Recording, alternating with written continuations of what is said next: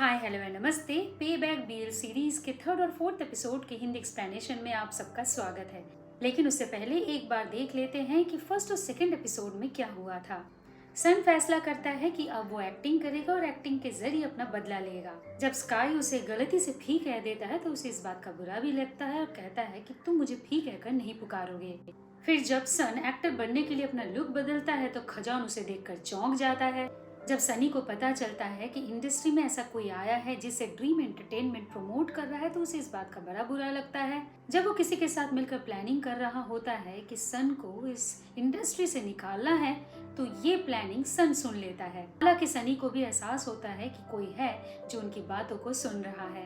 अब आगे की कहानी को जानने के लिए चलते हैं थर्ड और फोर्थ एपिसोड के हिंदी एक्सप्लेनेशन की तरफ। तो थर्ड एपिसोड की शुरुआत होती है फ्लैशबैक के एक छोटे से कट के साथ, जहाँ पिंक टेडी बियर के मैस्कट में एक बंदा पैम्पलेट डिस्ट्रीब्यूट करते दिखता है। इसी बीच उसकी नजर कुछ ऐसे गुंडों पर पड़ जाती है जो छत वाले बंदे से कह रहा होता है माफी मांगो। वैसे तो पहले पहल ये टेडी बियर इन सबको इग्नोर कर जाता है, मगर फिर ज्यों ही वो गुंडों से ये कहते सुनता है अगर तुमने माफी नहीं मांगी तो जो तुम्हारे साथ होगा वो तुम्हारा कर्मा है। तो बस उसी पल वो टेडी बियर उन गुंडों की धुलाई करने लग जाता है और वो छत वाला बंदा तो ये सब देख कर बहुत इम्प्रेस हो जाता है। अब आ जाते हैं प्रेजेंट में, जहाँ पर सनी फोन पर किसी से कह रहा होता है कि ये खजौन को जो नया एक्टर मिला है ना, जल्दी से पता करो वो कौन है और उसे रास्ते से हटा दो। दिखाया जाता है सन वहीं खड़ा है और ये सब सुन भी रहा है, लेकिन फिर अचानक उसका मैसेज टोन बज उठता है। तो ये सुनकर सनी सिर्फ अलर्ट ही नहीं होता बल्कि ये भी देखने लग जाता है कि उसके अलावा छत पर और कौन है। तो अब ज्यों ज्यों सनी सन के क्लोज आता जाता है सस्पेंस और ज्यादा बढ़ता जाता है। लेकिन इससे पहले कि सन पकड़ा जाए, बहुत ही स्टाइलिश अंदाज में सामने आकर खड़ा हो जाता है वो छत वाला बंदा। कहता है कि शांति की खोज में वो छत पर आया था, मगर क्या पता था यहाँ तो किसी को रास्ते से हटाने की प्लानिंग चल रही है। सनी तो यहाँ पर ऐसे रंग बदलता है मानो कि वो छत वाले बंदे को पहचान गया हो। सनी कहता है नहीं तो बस वो ये देखना चाहता था कि कोई उसको सुन तो नहीं रहा। तो छत वाला बंदा पूछता है क्यों, ऐसी कौन सी बात कर रहा है वो जो किसी को सुनना नहीं चाहिए?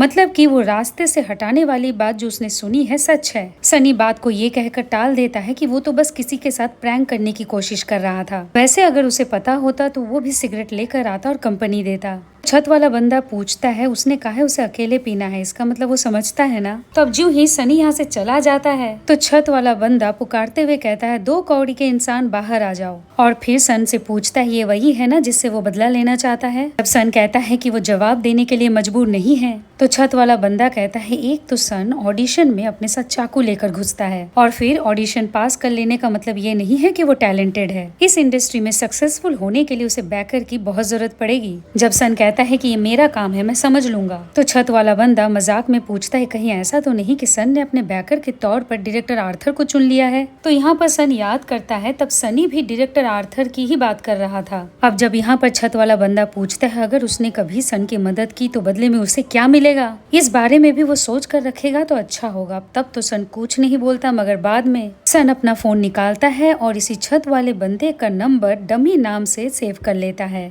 अब अगला कट डिनर का, जहाँ सबके साथ खजौन की बेटी एंजी भी नजर आती है। यहाँ खजौन कहता है कि ऑडिशन तो पास हो गया सन, मगर अब नेक्स्ट स्टेप है फोटो शूट करवाना। सन को एक अच्छी सी पोर्टफोलियो बनानी होगी। स्काई कहता है अपना रिज्यूमे भी अपडेट करना होगा और एचआर को भेजना होगा। जब खजौन पूछता है कि सन का कोई क्रिमिनल रिकॉर्ड तो नहीं है तो सन कहता है हाँ, उसे पुलिस ने 2-3 बार अरेस्ट जरूर किया है। अब पहले तो खजौन और स्काई पहले ही दोनों इस बात को जोक में ले लेते हैं, लेकिन फिर सन बहुत ही सीरियसली इन दोनों को पूछता है क्यों तुम दोनों को पुलिस ने कभी अरेस्ट नहीं किया? तो अब दोनों समझ जाते हैं कि मामले को जितने हल्के में वो ले रहे थे वो इतना है नहीं। पट्टू खजौन होटल से बाहर आता है, अपना डायरी खोलता है, फिर हिसाब लगाने लग जाता है। पहली बात, सन ने अपनी स्कूल की पढ़ाई पूरी नहीं की। दूसरा पॉइंट, उसे एक्टिंग का कोई एक्सपीरियंस नहीं है। तीसरी बात, वो सोशल मीडिया यूज नहीं करता। चौथी बात, उसे इंग्लिश बोलना नहीं आता और अब तक पुलिस ने उसे 2-3 बार अरेस्ट भी कर लिया है। मतलब कि ये सन वाला मामला बहुत ही पेचीदा है। अब जब खजौन वापस लौटता है तो सन से कहता है पता है ऑर्डिनरी और अननोन होने का क्या फायदा है? इस सिचुएशन में हम कुछ भी कर सकते हैं, कुछ भी खा सकते हैं और कहीं भी जा सकते हैं, क्योंकि एक बार फेमस हो गए ना तो इस तरह का जिंदगी जीना नामुमकिन हो जाता है। और फाइनली अपकमिंग सुपरस्टार सन को चीयर्स करते हुए ये सीन यहीं यहीं पर कट कर देते हैं। अब जब सन घर लौट रहा होता है तो उसकी नजर पड़ जाती है एक और कुरियर बॉय पे।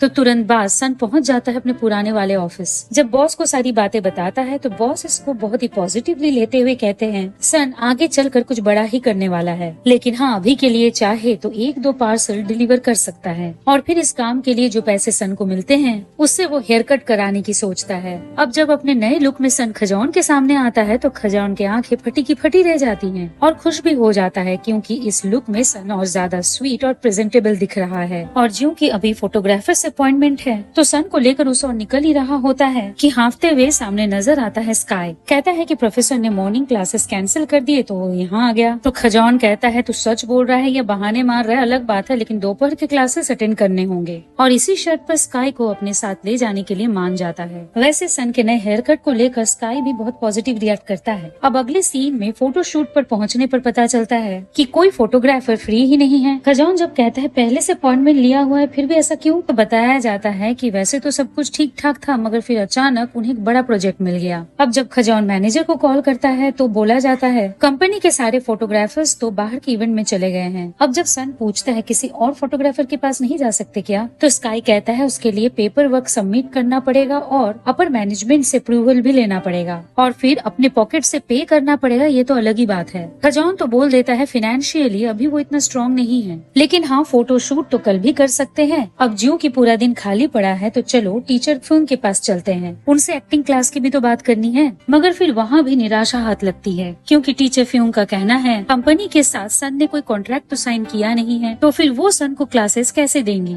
अब जहाँ यहाँ पर खजौन टीचर से बहस करता दिखता है वहीं सन नोटिस करता है कि सनी भी यहीं का पास आउट है और टीचर के साथ उसकी अच्छी बनती भी है। अब इस पॉइंट पर सन को उस छत वाले बंदे की याद आती है कि यहाँ आगे बढ़ने के लिए एक बैकर की जरूरत है। कट टू खजौन को गुस्सा तो बड़ा आ रहा है मगर यूँ कहो कि बस वो अपने आप को कंट्रोल करने की पूरी कोशिश में है। स्काई भी बोल देता है ये सब सनी की वजह से हो रहा है, वही खजौन के खिलाफ अपना खुन्नस निकाल रहा है। वापस से खजौन खुद को कंट्रोल करते हुए अपना बैग टेबल पर रखता है और कहता है कि अब आगे क्या करना होगा सोचना पड़ेगा। मीनवाइल वॉशरूम यूज करना है कहकर सन वहाँ से ब्रेक लेता है। फिर छत वाले बंदे को कॉल करके कहता है उसे मदद तो चाहिए मगर पता नहीं बदले में वो क्या दे पाएगा, अगर वो अपने आप को पेश करे तो चलेगा। छत वाला बंदा पूछता है लेकिन इससे उसे क्या फायदा होगा, तो सन कहता है बीच बीच में सरप्राइजेस मिलते रहेंगे। लेकिन छत वाला बंदा उसके लिए क्या कर सकता है, इसका एक नमूना तो उसे दिखाना ही होगा। तो अब सन लौटता है और खजौन से पूछता है इंडस्ट्री का बेस्ट फोटोग्राफर कौन है। खजौन जब कहता है फाकिन तो सन कहता है उसे अपना पोर्टफोलियो इसी फाकिन से बनवाना है। ऑफ कोर्स खजौन को यही लगता है कि शायद सन का माथा खराब हो गया है, वरना इतना टॉप टायर का फेमस फोटोग्राफर उसकी पोर्टफोलियो बनाने को तैयार क्यों होगा। वैसे भी मॉडल जब तक उसके मन को नहीं भाता वो हाँ नहीं कहता, और वैसे भी इंडस्ट्री में ये र्यूमर फैला हुआ है उसके साथ काम करना इतना आसान नहीं है। जब सन कहता है कि अभी के अभी उसे उस फोटोग्राफर से मिलना है तो खजौन पूछता है उसे पे कौन करेगा, कहीं कोई माफिया या फिर कोई बदमाश इन्वेस्टर तो नहीं मिल गया है। अगर ऐसा है तो वो ऐसे लोगों के साथ काम नहीं करता। तो सन कहता है कि वो कौन है पता नहीं, लेकिन हाँ इन्वेस्टर तो नहीं है। तो अब अगले कट में ये तीनों पहुंच जाते हैं फाकिन के स्टूडियो। ऑफ कोर्स ये जगह तो गॉर्जियस है ही, लेकिन उससे ज्यादा गॉर्जियस है फोटोग्राफर फाकिन। अब मान लेते हैं कि खजौन को वो पहचान भी गया हो, लेकिन सन जैसे एक मामूली इंसान का पोर्टफोलियो बनाने के लिए वो इनकार कर देता है, वो भी विदाउट अपॉइंटमेंट तो हरगिज नहीं। तो सन कहता है कि अपॉइंटमेंट लेने न लेने से क्या फर्क पड़ता है, फाकिन को जो पसंद आ जाए काम तो उसी का बनता है। तो अब फाकिन पूछता है ठीक है फिर कैसे इम्प्रेस करेगा सन उसे, अपना शर्ट उतार सकता है। अब बहुत ही बोल्डली सन अपना शर्ट के साथ साथ जब पैंट भी उतारने लगता है तो खजौन टोकते हुए कहता है जितना बोला गया है उतना ही करो। तो अब फाकिन सन के बॉडी को जज करते हुए कहता है ये बॉडी जिम से तो नहीं बनी है, जरूर सन लेबर वर्क ज्यादा करता है। तो खजौन कह देता है कि हाँ ये बहुत सारे जॉब्स करता है। वही बहुत ही बोल्डली सन बोलता है कि पैसों के लिए वो कोई भी काम कर सकता है। वैसे फाकिन बताए वो पोर्टफोलियो बना रहा है या फिर उसे कोई और अच्छा फोटोग्राफर ढूंढना पड़ेगा। अब यहाँ पर सन के एटीट्यूड को देखकर तो खजौन और स्काई भी चौंक जाते हैं। वही फाकिन कहता है कि करेगा मगर इस शर्ट पर कि सन को उसके लिए न्यूड शूट भी करना होगा। अब जब अगले कट में बहुत ही फिक्र करते हुए खजौन सन से पूछता है क्या उसे पता भी है न्यूड शूट क्या होता है, क्या जिस आदमी को कॉल करके उसने मदद मांगी थी कहकर ये न्यूड शूट वाला डील कैंसिल नहीं कर सकते। कहता है उसने फाकिन को लेकर तो उससे कोई बात ही नहीं की थी। कर तो खजौन और ज्यादा पागल हो जाता है, फिर किस इस बलबूते पर सन उसे लेकर यहाँ फाकिन से बात करने आ गया तो सन कहता है उसे खजान के उन शब्दों पर यकीन था। आगे बढ़ने के लिए जिस चीज की जरूरत है वो सन के पास है। तो सन को लगा कि शायद फाकिन को भी उसमें वो चीज दिख जाए। अब ये सुनकर खजान सिर्फ इमोशनली नहीं होता बल्कि पूछता है फिर किस बात की मदद के लिए सन ने उसे कॉल किया था। लेकिन फिर वापस से यहीं पर सीन कट करके चलते हैं फोटोशूट की तरफ। अब वैसे तो सारी तैयारियां हो चुकी हैं, मगर फिर लाइटिंग के लिए फाकिन स्काई को कैमरे के सामने आने के लिए कहता है। अब जब तक एडजस्ट करने की बात थी सब ठीक था, मगर द मोमेंट फाकिन कैमरे को क्लिक करता है तो हर क्लिक के साथ स्काई के चेहरे पर डर दिखने लग जाता है, मानो कोई तो ऐसी बात है जो उसे अनईजी फील करा रहा है। और फिर एक पॉइंट पर वॉशरूम जाना है कहकर वहाँ से भाग भी जाता है। इसके बाद वहाँ एंटर करता है सन, लेकिन फिर उसके कुछ क्लिक्स लेने के बाद फाकिन समझ जाता है कि सन ने पहले कभी मॉडलिंग भी नहीं की है। पोस्चर बहुत ही अननेचुरल है और लुक बहुत ही इमोशनलेस। सवाल भी करता है कि ऐसा इंसान एक्टर कैसे बनेगा। तो अब फाकिन सन से पूछता है ऐसा कोई है उसकी जिंदगी में जिससे वो बहुत प्यार करता है, कोई लवर, पेरेंट्स, दोस्त। जब सन कहता है ऐसा कोई भी नहीं है तो फाकिन कहता है फिर तो जिंदगी में दुख और तकलीफें बहुत देखी होंगी। तो अब सन उन्हीं लॉसेस को याद करे, उन अच्छे पलों को याद करे जो इसके जिंदगी में कभी लौटने वाला नहीं है। तब इसी के साथ ये फोटोशूट खत्म होता है। लेकिन फिर बाय बाय कहने से पहले फाकिन सन को याद दिलाता है जब भी वो कॉल करेगा न्यूड शूट के लिए आना पड़ेगा। खजान को तो जो भी हुआ इस पर यकीन नहीं हो रहा। भाई फेमस होने से पहले ही सन फाकिन से अपना पोर्टफोलियो शूट करवा लिया। वो गलत नहीं था, सन में ऐसी कोई बात तो है। अब इसी बीच खजान को उसके बॉस का कॉल आता है। गुस्से में खजान से पूछते हैं कंपनी में जाकर खजान ने टीचर फुइंग के साथ कैसे बिहेव किया कि उन्हें मजबूरन कंप्लेन करना पड़ा। पता है ना अगर बात ऊपर तक चली गई तो उसके सैलरी में प्रॉब्लम हो सकती है। तो अब अपनी बात को सामने रखने के लिए खजान सन के साथ पहुंच जाता है सीधा कंपनी। फिर एक्सप्लेन करता है कि कैसे कंपनी के सारे फोटोग्राफर्स ने पहले तो सन का पोर्टफोलियो बनाने से इनकार कर दिया और फिर टीचर फ्यूइंग ने भी सन को एक्टिंग क्लास के लिए इनकार किया। तो बॉस कहते हैं कि वो समझ तो गए हैं कि प्रॉब्लम कहाँ है, लेकिन जो कंप्लेन खजान के खिलाफ फाइल की गई है उसका क्या। उसके लिए सिर्फ कहने से नहीं चलेगा, खजान को सबूत देना पड़ेगा। अब इससे पहले कि खजान कुछ कहे उसके पास सनी का कॉल आता है। खजान भी तुरंत कॉल स्पीकर पे रख देता है और सब सुनते हैं कि सनी कह रहा है अब उस नए बच्चे का तो फोटोशूट हो नहीं पाया तो कैसा फील हो रहा है। और फिर टीचर फुइंग ने उनके खिलाफ कंप्लेन भी सबमिट कर दिया है, इसीलिए कहा था बेमतलब का पंगा मत लो। अब इनकी ये बातें बॉस तो सुन ही रहे हैं, मगर खजान कहता है जब पूछ ही रहे हो तो बता दो कि फोटोग्राफर तो मिल ही गया है, वो भी कोई ऐसा वैसा नहीं, फाकिन ने प्रोफाइल फोटोशूट किया है। अब जब सनी इस बात को मजाक में लेता है तो खजान कहता है फिर तो इंतजार करो, बहुत जल्द फाकिन अपने इंस्टाग्राम पर फोटोज अपलोड करेगा। और रही बात टीचर फुइंग की, तो अब ज्यों कि उन्होंने एक्टिंग क्लास के लिए मना कर दिया है तो बॉस ने ही इस न्यूकमर के लिए एक स्पेशल प्राइवेट एक्टिंग कोच का इंतजाम कर दिया है। अब चिढ़कर सनी तो कॉल डिस्कनेक्ट कर देता है। वही बॉस कहता है ये एक्टिंग कोच के बारे में झूठ बोलने की क्या जरूरत थी, और फिर वो फाकिन वाली बात वो भी तो सरासर झूठ है। तो अब सबूत के तौर पर खजान अपने फोन पर कुछ बैक स्टेज सीन्स दिखाता है। ये तब का है जब फाकिन सन का फोटो शूट कर रहा था। नो डाउट इस बात को हजम करने में बॉस को थोड़ा वक्त तो लगता है, मगर फिर खजान कहता है कि अब तो सन के एक्टिंग क्लास को लेकर बॉस को ही कोई इंतजाम करना होगा। अब बॉस जब हाँ कह देते हैं तो खजान सन से पूछता है उसे भी तो कोई सवाल करना था ना बॉस से। तो हमें फ्लैशबैक में उस पॉइंट पर ले जाया जाता है जहाँ पर छत वाला बंदा सन से पूछता है उसे कैसी मदद चाहिए। तो सन कहता है पहले छत वाला बंदा बताए कि उसका यहाँ पर क्या पोजीशन है। दरअसल इसी कंपनी में एक बंदा है जिसे झाड़ लगानी है। तो प्रेजेंट में सन बॉस से कहता है उसे अच्छे से पता है। इसी के कहने पर बॉस यहाँ पर खजान को बुलाकर उनका क्लास ले रहे हैं। तो उसे जानना है कि वो कौन है। तो बॉस कहता है कि वो बता तो नहीं सकता उसका नाम, लेकिन हाँ उन्होंने ये जरूर कहा था कि कोई अगर उनके बारे में पूछे तो बस इतना कहना है क्या मैं सच में ये मदद कर सकता हूँ 2 कौड़ी के इंसान। अब अगले कट में सन के पास आता है उसी छत वाले बंदे का एक मैसेज, जहाँ एक लोकेशन भेजते हुए कहता है कि यहाँ मिलो मुझसे। तो अब जब सन लोकेशन पर पहुँचता है तो उस बिल्डिंग को देखकर हैरान हो जाता है, लेकिन फिर वहाँ के गार्ड्स ये कहकर सन को रोक लेते हैं कि सिर्फ मेंबर्स ही अलाउड हैं, या फिर जिसने बुलाया है उसका नाम बता दे। अब इससे पहले कि सन कुछ कहे एक स्टाफ बाहर आता है और सन से पूछता है क्या आप ही 2 कौड़ी के इंसान हो। अब जब गार्ड चौक का स्टाफ को देखता है तो स्टाफ कहता है ये इनका सीक्रेट कोड है। अब जिन रास्तों से गुजर कर सन को ले जाया जाता है वो बहुत अजीब भी होता है। सन इन्हें बहुत गौर से ऑब्जर्व भी करता है। फिर एक दरवाजे के सामने रुक कर स्टाफ कहता है जिनसे सन मिलने आया है वो अंदर ही है। अब जब सन कमरे के अंदर एंटर करता है तो वहाँ का माहौल बाहर के माहौल से बिल्कुल अलग है। चारों तरफ किताबें ही किताबें। बैठने के लिए सन को महज थोड़ी सी जगह जगह तो मिल ही जाती है। अब जब सन उस छत वाले बंदे से पूछता है कि वो रियली में है कौन, छत वाला बंदा कहता है पार्टनर ही समझ लो। जब सन उसे उसका नाम पूछता है तो छत वाला बंदा कहता है पहले अपनी बताओ। सन जब अपना नाम सन बताता है तो छत वाला बंदा अपनी पहचान जय के नाम से करवाता है। फिर सन से कहता है याद है ना, इस दुनिया में कुछ भी फ्री का नहीं मिलता। सन ने जो उससे कहकर मैनेजर को डांट पड़वाया उसके लिए 50,000 और टोटल मिलाकर सिगरेट का कॉस्ट हो गया 200 मिलियन। तो क्या सन ने सोचा है इसे पे बैक कैसे करेगा? जब सन कहता है कि उसके पास देने के लिए कुछ भी नहीं है तो जय पूछता है क्या सन ने ये सोचा है कि इस कीमत को वापस लेने के लिए वो सन के साथ क्या कर सकता है? तो अब सन भी वापस जवाब देते हुए कहता है हाँ, थोड़ा बहुत आइडिया तो उसके पास है ही कि जो जय उसके साथ करने का सोच रहा है वो भी तो जय के साथ कर सकता है। अब सन का ये तेवर देखकर जय जबरदस्ती सन को किस करता है। वहीं सन पहले तो रेजिस्ट करने की कोशिश करता है मगर धीरे धीरे खुद को सरेंडर कर ही रहा होता है कि फिर अचानक हमें दिखाया जाता है ये सब तो सन की सोच है, क्योंकि रियल में तो बात यहाँ तक पहुँची ही नहीं। जय तो सन की तरफ झुका था सिर्फ अपना आईपैड लेने, और फिर यही आईपैड सन को थमाते हुए कहता है कि इसमें 5 शॉर्ट स्टोरीज हैं, हर एक का 25 मिनट का ड्यूरेशन है,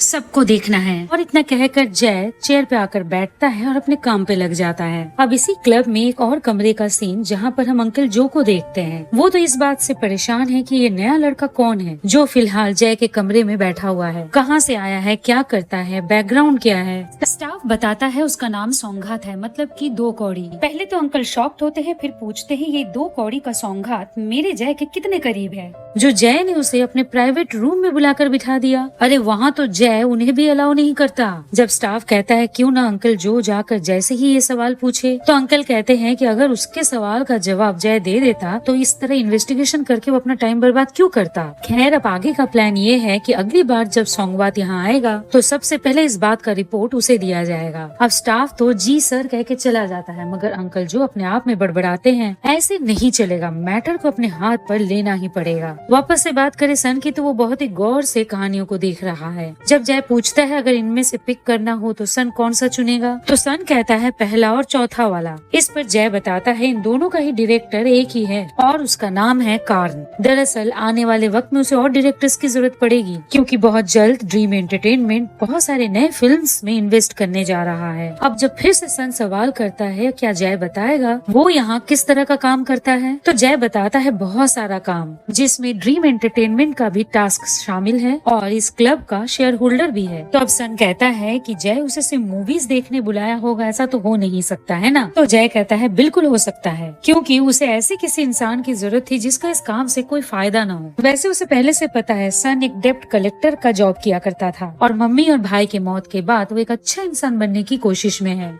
दरअसल सन के बारे में ये सब पता लगाने के लिए उसने एक डिटेक्टिव हायर किया था। वो तो इतना तक भी जानता है कि सन सनी को डेट किया करता था, जिसे आज लोग बैंक के नाम से जानते हैं, और वही है जो सिर्फ सन को धोखा ही नहीं दिया बल्कि उसका पैसा लेकर भी भाग गया था। बस ये नहीं पता कि फोटो शूट करवाने के लिए सन ने हाकिम को कैसे मनवाया। और अब सवाल ये उठता है कि सन को यहाँ क्यों बुलाया गया, तो दरअसल वो सन को गिफ्ट करना चाहता है, लेकिन फिर इसके लिए ज्यों ही जय सन के करीब आता है तो सन धमकी देता है अगर इससे ज्यादा क्लोज आए तो कसम से मार डालूंगा। तो पहले तो जय ये कहता है कि इस तरह की बातें करके सन उसे प्रोवोक कर रहा है, और फिर आईपैड में एक पेन ड्राइव लगाते हुए कहता है कि एक ऑडियो क्लिप है जिसमें सनी सन के बारे में ही बात कर रहा है। तो बहुत ही एक्साइटमेंट के साथ सन भी इसे सुनने लग जाता है।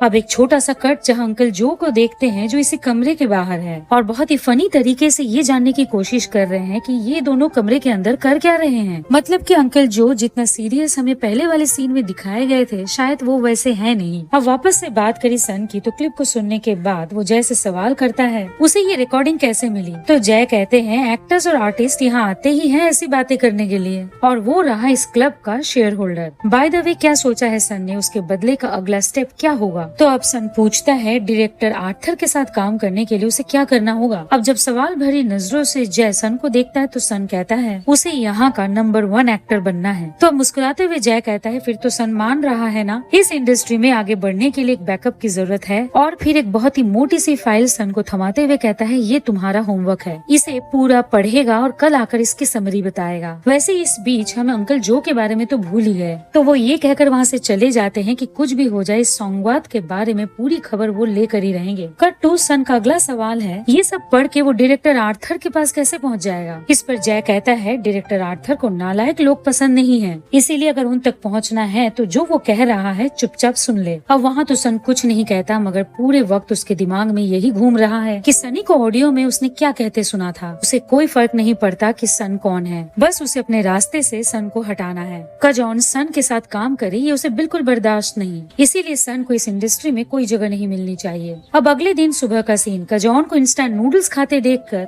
स्काई कहता है, कितनी बार कहा है ऐसी चीजें मत खाया करो, ये हेल्दी नहीं है। तो खजॉन कहता है ये बनाने में आसान है और सस्ता भी है। मगर देखते हैं स्काई अपने साथ साथ खजॉन के लिए भी नाश्ता लेकर आया है। अब जब खजॉन स्काई से पूछता है तो आज शाम के लिए वो तैयार है, स्काई बहुत कॉन्फिडेंस के साथ कहता है हाँ बिल्कुल, स्टेज प्ले के लिए तो वो हमेशा तैयार रहता है। वैसे यहाँ खजॉन ये भी शेयर करता है, फाकिन ने अपनी इंस्टा आईडी पर सन के कुछ फोटोज शेयर किए हैं। अभी इन फोटोज को देखकर स्काई खुश हो ही रहा होता है कि वहाँ यौन करते हुए एंटर करता है सन। पता तो चल ही रहा है कि पूरी रात वो सोया नहीं, और फिर अपने फोटोज को देखकर भी वो इतना एक्साइटेड नहीं दिखता। मगर फिर स्काई और खजॉन दोनों ही बताते हैं जरूर फाकिन सन के काम से बहुत इम्प्रेस्ड हुआ है, वरना फेमस न होने के बावजूद उसके फोटोज को अपने आईडी में पोस्ट करना ये कोई छोटी बात नहीं है। वैसे एक बात है कि ये सारे फोटोज थोड़े कॉम्प्लेक्स दिख रहे हैं। तो स्काई कहते हैं हाँ, जैसे कि सन की आंखें कुछ इंटेंस इमोशंस दिखाने की कोशिश में है, लेकिन सवाल ये भी है कि ये इतना सैड जैसा फीलिंग क्यों दे रहा है। बाय द वे यहाँ पर खजॉन सन को उसके पूरे वीक का शेड्यूल देता है, जहाँ उसे एक्टिंग क्लास भी लेना है और एक्शन कोरियोग्राफी ट्रेनिंग पर भी जाना है, और साथ में कैमरा देते हुए कहता है जो भी होता जाएगा उसे रिकॉर्ड करना है, लेकिन याद रखे न ही इसे खोना है और न ही इसे टूटने देना है, क्योंकि इसे खरीदने में उसने अपना पैसा लगाया है। मगर सन इस कैमरे को थोड़ी देर देखने के बाद लौटाते हुए कहता है उसे तो इसे यूज करना आता ही नहीं, तो अब इसे यूज कैसे करते ही ये स्काई सन को सिखाने लग जाता है। अब जब इन दोनों के इस मोमेंट को खजॉन अपने मोबाइल में कैप्चर कर रहा होता है तो स्काई सवाल करता है ऐसा क्यों। तो खजॉन मजाक में कहता है कि वो सोच रहा है दोनों को शिप करे, पता है ना इंडस्ट्री में इन सब का बहुत चलन है।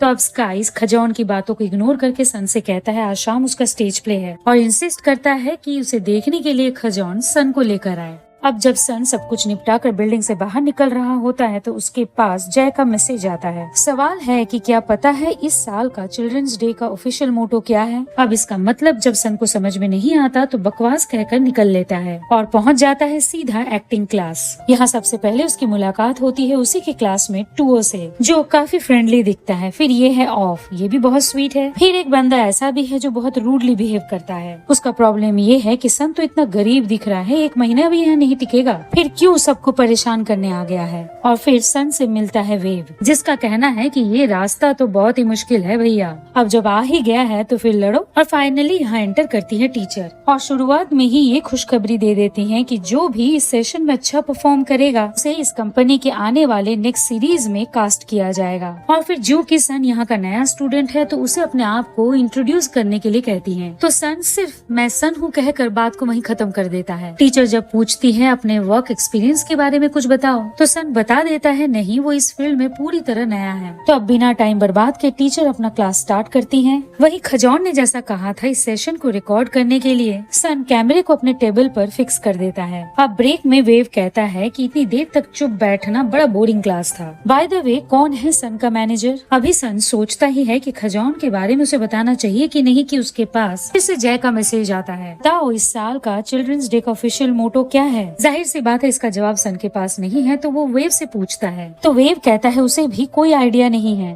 अब जब सन अपनी जगह पर वापस आता है तो देखता है उसके टेबल पर कैमरा है ही नहीं। अब यहाँ वहाँ ढूंढने पर सन को कैमरे का हैंडल मिल जाता है वॉशरूम में, और कैमरा अलग सा पड़ा हुआ है यहाँ, और दीवार पे लिखा हुआ है गेट लॉस्ट यू लूजर। अब पहले तो सन बिना किसी हिचक के इसे निकालता है, और फिर याद करता है कि खजौन ने उससे कहा था इसे खोना या तोड़ना नहीं, क्योंकि इसे खरीदने में उसने अपने खुद के पैसे लगाए थे। अब ये किसका काम हो सकता है, शक के दायरे में तो बहुत सारे लोग हैं। वहीं जब इस बात का पता खजौन को चलता है तो वो कहता है कि सन के क्लासमेट्स में एक बंदा है 10, बहुत बड़े इन्वेस्टर का बेटा है वो, इसीलिए बेकार का एक्टर होते हुए भी कोई कुछ कर नहीं सकता, प्रोजेक्ट्स में पैसे लगा कर रोल लेता है वो। खैर यहाँ पर सन और खजौन आए हैं स्काई का स्टेज प्ले देखने। दिखाया जाता है स्काई जो कैरेक्टर प्ले कर रहा है वो बहुत कुछ सन जैसा ही है। उसके अंदर की बुराई और अच्छाई में लड़ाई चल रही है, और स्काई का कहना है कि माना कि उसने अपने पास्ट में बहुत कुछ बुरा किया है, इवन कि वो अपने परछाई से भी भागता रहा। और फिर उसे एहसास हुआ कि उसकी बर्बादी की वजह तो वो खुद ही है। अब देखा जाए तो खजौन ने तो स्काई का स्टेज परफॉर्मेंस पहले भी देखा हुआ है, लेकिन सन को इतना डूबा हुआ देखकर खजौन पूछता है, क्यों, क्या कहते हो? स्काई कमाल का एक्टर है ना। एज यूजुअल सन कुछ कहता तो नहीं, लेकिन हाँ, परफॉर्मेंस के खत्म होने के बाद जोश के साथ तालियां जरूर बजाता है। और बाद में उसका वॉइस ओवर भी चलता है कि स्काई की इस परफॉर्मेंस ने उसे अपने आप से मिलवा दिया है और अब वो समझ रहा है कि एक्टिंग है क्या भला। इसके बाद वापस से सन को क्लब की तरफ बढ़ते देखते हैं, लेकिन इस बार बाहर खड़े गार्ड सिर्फ सन को वेलकम ही नहीं करते, बल्कि ये भी कहते हैं कि उसके आने की खबर पहले से ही उन्हें दे दी गई थी। अब जब सन जय के कमरे की तरफ बढ़ता ही है कि स्टाफ आकर कहता है वहाँ नहीं, कहीं और चलना है। ऐसे यहाँ पर सन नोटिस करता है ये स्टाफ कल वाला नहीं, कोई दूसरा है। बाय द वे, जहाँ पर सन को लेकर आया जाता है वो बिल्कुल नई जगह है और यहाँ उससे मिलता है अंकल जो। उसे देखकर सन पूछता है क्या वो जय का बॉडीगार्ड है। अंकल जो कहता है कि बॉडीगार्ड की जरूरत तो जय को है, उसके जय को। और फिर सन के अपीयरेंस को जज करके कहता है तुम में तो स्पेशल कुछ भी नहीं है, तो फिर जय पर अपना जादू चलाने के लिए तुमने क्या किया? इस पर थोड़े मस्ती के मूड में सन कहता है पैसों का इस्तेमाल किया है। अंकल जो जब पूछते हैं कितने पैसों की, तो सन कहता है 2 कौड़ी। तो अब हंसते हुए अंकल जो पूछते हैं कहीं सन अपनी बात तो नहीं कर रहा? वैसे ये मजाक तो बहुत अच्छा था, लेकिन जय के कमरे तक पहुँचना कोई मामूली बात नहीं है, क्योंकि उसका जय किसी में इंटरेस्ट दिखाए ये अपने आप में एक इतिहास है। तो फिर दिखाए सन कि उसमें दूसरों से बेहतर क्या है। अब यहाँ पर जब सन मुस्कुराने लगता है तो अंकल जो और भी गुस्से से पूछता है कि इसमें हंसने की कौन सी बात है। तो सन कहता है इतना सख्त बनने का नाटक करना बेकार है, क्योंकि साफ पता चल रहा है कि वो कितने अच्छे इंसान हैं। अब जब अंकल जो को रियलाइज होता है कि सब कुछ फुस हो ही गया है, तो कहते हैं चलो ठीक है, सोंगवात ने पहला स्टेज तो पास कर ही लिया है, तो इसके बदले वो कोई सवाल पूछना चाहता है तो पूछ सकता है, मगर एक ही। तो सन सवाल करता है क्या जय का कोई दूसरा नाम भी है? अंकल जो जब कहते हैं उनके जय का कोई और नाम कैसे हो सकता है, तो थोड़ा सा अपसेट होकर सन कहता है चलो ठीक है, इतना तो कंफर्म्ड हो गया कि जय डायरेक्टर आर्थर नहीं है। तो अब एक लंबी सांस लेते हुए अंकल जो कहते हैं जय को उसका नाम अच्छा नहीं लगता, मगर क्या करे, अमेरिका जाने पर जब उसे अपना इंग्लिश नाम रखना था तो उसने जय ही प्रेफर किया। पर नाम इतना भी जरूरी नहीं है, क्योंकि उनका जय हैंडसम भी है और बहुत काइंड हार्टेड भी। खासकर उसका स्माइल देखा है, कातिलाना है। अब यहाँ पर मुंह बनाकर जब सन जाने लगता है, अंकल जो कहते हैं याद से जय को नहीं बताना है कि हमारे बीच बात हुई थी, समझ लो हमारे बीच का सीक्रेट है। कि तभी जय एंटर करते हुए पूछता है कैसा सीक्रेट? अंकल बात को टालने के लिए कह देते हैं भला वो जय से कोई सीक्रेट रख भी कैसे सकते हैं? वैसे जय तुम यहाँ पर रात भर बैठकर काम करना बंद कर दो, वरना तुम्हें देखकर यहाँ के स्टाफ्स भी मेहनत करने लग जाते हैं और मुझे फिर उनका ओवर टाइम का पैसा भी देना पड़ता है। और देखो ये जो ड्रिंक तुमने बनवाया है ना, ये कोई नहीं पी रहा। वैसे सॉन्ग बात, अगर तुम में ये हिम्मत है ना तो तुम ये ड्रिंक पी कर दिखाओ। अब सन यहाँ कुछ कहने से रहा, वही बिना और टाइम वेस्ट किए जय सन को यहाँ से ले जाता है। अब अगले कट में जय जानना चाहता है कि अंकल ने सन से क्या बात की। सन कहता है बस पूछ रहे थे कि उसने जय को कैसे फंसाया। जय भी पूछता है बताओ कैसे? तो सन कहता है 2 कौड़ी का डील है हमारे बीच। तो बात तो सही है कहकर जय सन को इस बार एक हार्ड डिस्क थमाता है और कहता है कि इसमें जितने भी मूवीज है सब देखना है और टेबल पर रखे जो स्क्रिप्ट है उनको भी खत्म करना है और मदद के लिए है ये ड्रिंक, जरूरत पड़े तो पी लेना। यहाँ पर जब सन पूछता है ये सब उसे कब तक करना पड़ेगा, तो बहुत ही सीड्यूसिंग अंदाज में जय कहता है जब तक खत्म न हो जाए, और फिर सन के गाल पर किस करके चला जाता है। अब आधी रात का सीन जय नोटिस करता है सन स्क्रिप्ट पढ़ते पढ़ते ही सो गया है, तो बहुत ही साइलेंटली जय सन के करीब पहुँचता है, उसे किस करने से खुद को रोकता है, लेकिन फिर सन की आँख खोलते ही अचानक जय को इतना करीब देखकर वो घबरा जाता है। फिर जय सन से पूछता है कभी किसी ने उस पर फिजिकली जबरदस्ती की है? अब पहले तो सन को समझ ही नहीं आता कैसे बकवास के सवाल का मतलब क्या है, लेकिन जय जब कहता है कि नहीं उसे जानना है, तो सन कहता है वो तो यूजुअली टॉप है। तो फिर से जय सवाल करता है यूजुअली मतलब? तो वही पिंक बनी वाले इंसिडेंट को याद करके सन कहता है बस एक बार बॉटम था। जय जब पूछता है फिर क्या हुआ, क्या सन उससे प्यार करता था? तो सन कहता है एक ही बार तो हुआ था, फिर वो प्यार कैसे हुआ? तो अब की बार जय का सवाल होता है प्यार नहीं था, उसे जानता भी नहीं था, तो उसके साथ वो सब किया क्यों? तो अब बात को बदल कर सन कहता है उसे उसके काम पर फोकस क्यों नहीं करने दे रहा है जय? तो अब जय खुद से ही कहने लगता है 5 साल पहले उसके साथ भी ऐसा ही कुछ हुआ था और आज भी वो उस इंसान को ढूंढ रहा है।